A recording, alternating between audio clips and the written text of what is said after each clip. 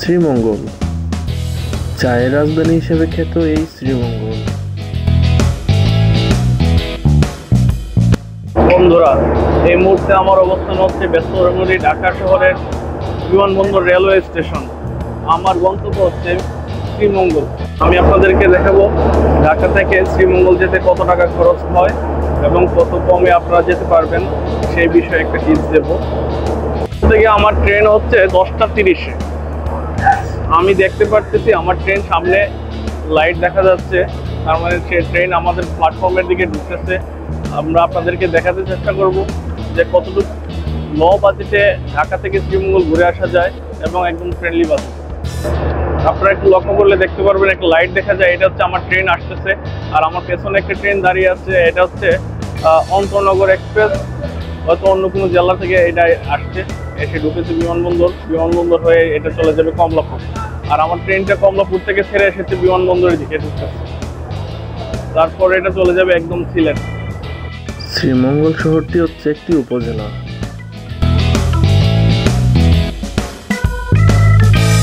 মৌলভীবাজার জেলার একটি উপজেলা হচ্ছে শ্রীমঙ্গল।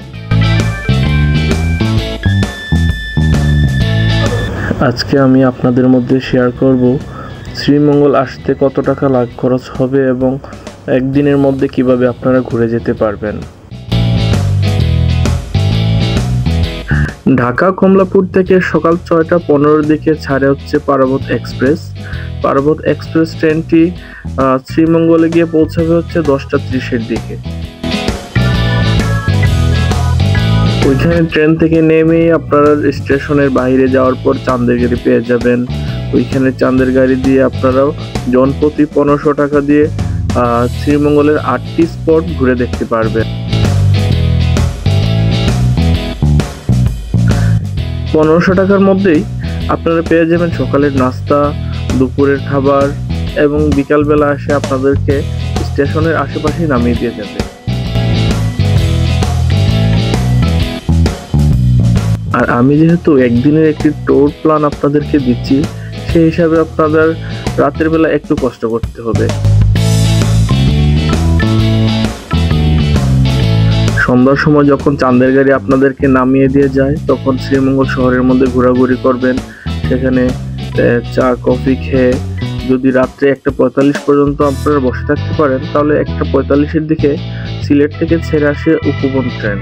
আরেকটা ইনফরমেশন আপনাদেরকে দিয়ে দিই, বামে যে গাছগুলো দেখতে পারতেছেন এইটাকে বলা হয় রাবার বাগান। এখান থেকে রাবার সংগ্রহ করে শ্রমিকরা বিভিন্ন ফ্যাক্টরিতে পাঠায়। ওইখান থেকে আমরা রাবারের জিনিসপত্র অথবা প্লাস্টিকের জিনিসপত্র যে পাই, এই রাবার বাগান থেকে রাবার সংগ্রহ করে বিভিন্ন ফ্যাক্টরি থেকে এগুলো মার্কেটে চলে আসে। রাবারের সব থেকে বড় অবদান আমরা যেদিকে পাই সেটা হচ্ছে গাড়ির চাকা। আমাদের একটু সামনেই রয়েছে গ্র্যান্ড সুলতান রিসোর্ট। একটু আগালি হাতের বাম দিকে তাকালে দেখতে পারবো গ্র্যান্ড সুলতান রিসোর্ট। পুরো সিলেট বিভাগের মধ্যে আরেকটি অন্যতম নিদর্শন হচ্ছে এই গ্র্যান্ড সুলতান। আমরা চলে যাচ্ছি আমাদের সেই ভ্রমণ গাইডে। সিলেট থেকে ছেড়ে আসা উপবন এক্সপ্রেস ট্রেনটি শ্রীমঙ্গল এসে দাঁড়াবে রাত্রে 1:45। শ্রীমঙ্গল থেকে ঢাকার উদ্দেশ্যে ছেড়ে যাবে। যাওয়ার পর বিমানবন্দর রেলওয়ে স্টেশনে যখন পৌঁছাবে তখন বাজবে হচ্ছে আপনার ভোর 5টা। ভোর 5টার সময় বিমানবন্দর রেলওয়ে স্টেশনের মধ্যে পৌঁছাবে এবং 5:30টার দিকে কমলাপুর রেলওয়ে স্টেশনে চলে যাবে।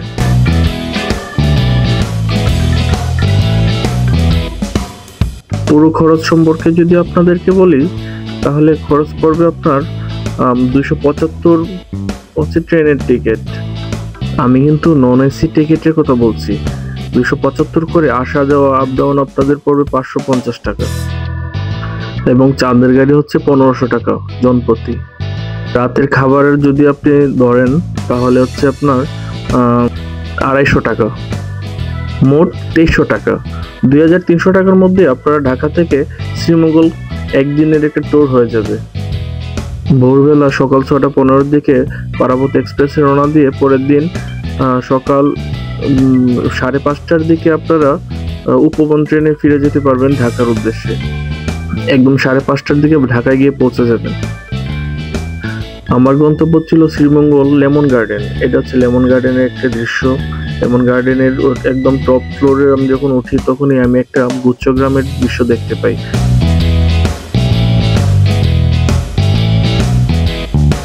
সবগুলা ঘর একই কালার, একই মডেলের। আমি নেমে পড়লাম গোসল করার জন্য।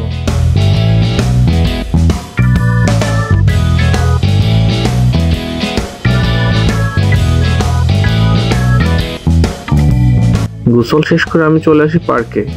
পার্কে এসে একটু ঘুরে ঘুরে দেখলাম আসলে পার্কের মধ্যে কি কি আছে। পার্কের ঘোরাঘুরি শেষ করে চলে গেলাম চিড়িয়াখানার ওইদিকে। ওইখানে অনেকগুলো হরিণ, ময়ূর, উট পাখি ইত্যাদি এবং কবুতর, অনেকগুলো বিদেশি কবুতরও ছিল এখানে। আমরা চিড়িয়াখানাতে ঘোরাঘুরি শেষ করে চলে গেলাম রাবার বাগানের দিকে। রাবার বাগানে ঘোরাঘুরি শেষ করে তারপর আমরা বিকালের দিকে রওনা দিলাম ঢাকার উদ্দেশ্যে।